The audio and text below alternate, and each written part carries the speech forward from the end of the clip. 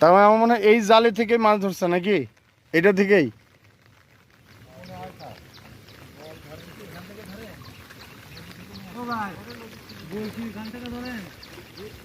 বল কি এখান থেকে ধরেন? হ্যাঁ, আমি বললাম বল মাছ কি এই খাল এই ধান ক্ষেত থেকে ধরেন? আমি তো বললাম বিশাল বড় নদী থেকে ধরে আর কি।